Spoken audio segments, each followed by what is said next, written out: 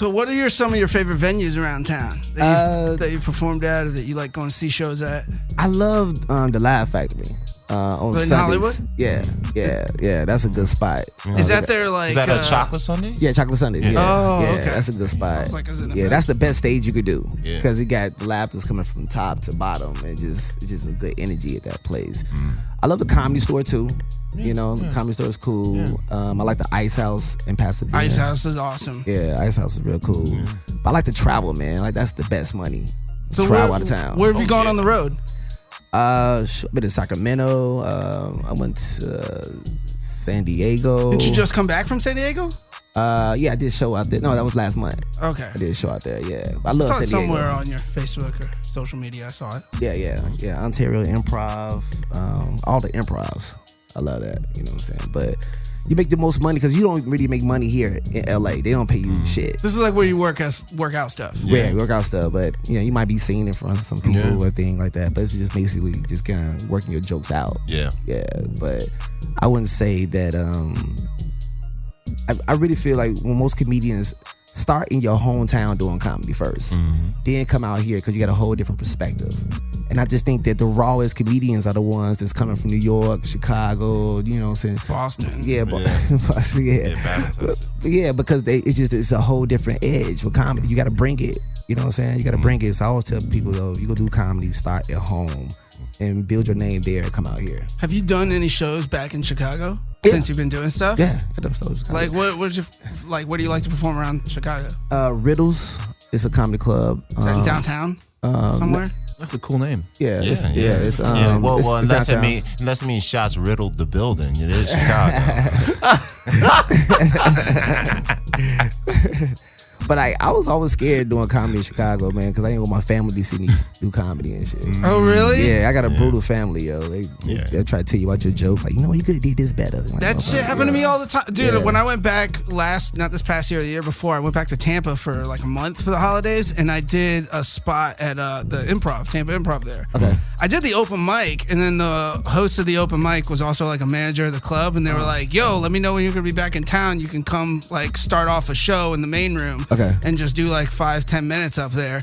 So like the next day I went back, but for that open mic I brought all my family members from Tampa, which was like 20 something people in there. Yeah. Just for my 5 minutes, and it was intimidating. And after I got off stage, the biggest note I got was, "Damn, Devin, we didn't think you were that funny."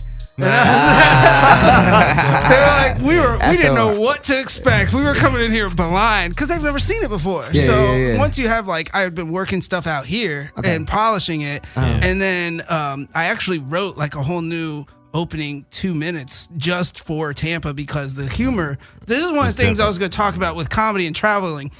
Humor's different contingent on your audience. Yeah, like the jokes that I told out here were all about being in LA, or not all of them, but like the opening minute or two was about like, hey, I just moved to LA, blah blah blah blah, observational shit. But I couldn't tell those jokes in Tampa because everyone's like a Floridian. I don't know how to put that in a non-negative, non-beneficial way. It's a neutral way. I think that's what makes a comedian is adaptability. Yeah. Do you change? But do you change your writing depending on where you travel to? Well, it's just certain crowds you might have to explain more. You know what I'm saying? So if I do a particularly, let's say, an all-white crowd, they want to laugh. Black crowds, they want to give you a hard time. Like, you gonna make us laugh, motherfucker. But ladies and gentlemen, in case you couldn't tell and you're just listening to this, Zoe is African American. but it's just different crowds, man. But I just kind of fill the crowd out. And I just kind of put myself out there and how I feel. I just go with the flow of it. Do you find yourself having to do crowd work a lot, or no, or does it depend? Well, I think sometimes you gotta do crowd work so establish who you are first. Like warm them up, kind of thing. Warm up, because you don't want to go into telling jokes. It's like walking to somebody's house and start telling jokes. You know what I'm saying? Dude, you're really good at fucking crowd work, though. I mean, it's just fun. I just don't give a fuck. The ones because I think I've seen you like twice, but we did a show together, a GT show with Carl, and there's fucking asshole was heckling you from the corner. Oh, yeah. You didn't even tell any of your fucking jokes. You spent the whole 5 or whatever fucking with this dude, and it was hilarious. Yeah, you gotta just go with the flow. You know what I'm saying? Cause I mean, there's not much you could do because he wasn't leaving you alone. Nah, he kept going. I mean, it was like but at the same some time, Indian dude. He was like drunk up there. I remember him. Yeah. And this is a bar, so there's not a comedy club. There's no security. He's not leaving. Yeah. Like you're Russian. But at the same time, at the same time, it was hilarious. It was a great bit. You know what I mean? It was great. It was almost like, I don't know, like you said, going with the flow. It's almost maybe like in sports or like, you know, if someone's like, you have Shaq in the paint, you know, that's easy 2 points. But if someone's hot, you know what I mean? You gotta feed that. You gotta feed that 3-pointer. I mean, it's nice, but sometimes keeping real goes wrong. Just the other night, I had to stop almost a fist fight between a patron and a comedian because a lot of that yakety yak back and forth, and somebody said "F your mama," and then next thing you know, I'm pulling apart a 6'3", 300-pound guy and got my hand cut and everything. So that sounds like a heat. But that sounds like a heat check went wrong. You know when some guys like so on fire, but then he starts missing forward the road. Yes, all right. That's Back exactly what it was. Back to Shaq. That's exactly what it was. The patron didn't know his boundaries. You know what I mean? Like he was out of line. You know what I'm saying? It wasn't the comedian. It's a hard thing about performing in a venue that's not a comedy club. Yeah, because hard, if it's at a bar, people are there to drink. They're not there to go see a comedy show. So they're talking at the bar. They're like, I don't know what the fuck's going on behind here. I just came to watch the game and hang out with my friend, you know, or whatever the fuck they're saying. Exactly. But so that's, you know, that's bar talk right there. Right? Well, I mean, I can tell you, like in Tampa and all of Tampa Bay, which is like a few million people, like I want to say under 5, but in that whole area, there's only 2 comedy clubs. There's the Improv.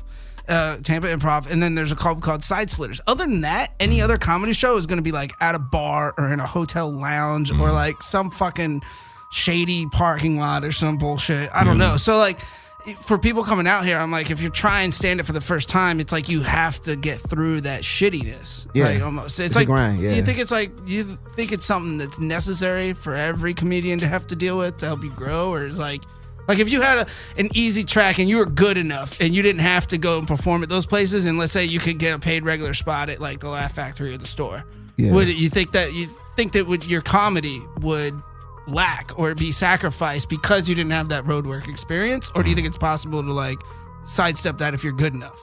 Like Eliza, she kind of sidestepped that because she won Last Comic Standing right when she was first starting, and then she went from like nothing to like a headliner, like 0 to 100 real quick. Within like a year. Yeah. I mean, I just think that you should put yourself in a winning position anyway. You know, I'd rather be performing at the a paid gig at the Laugh Factory than doing a bar gig.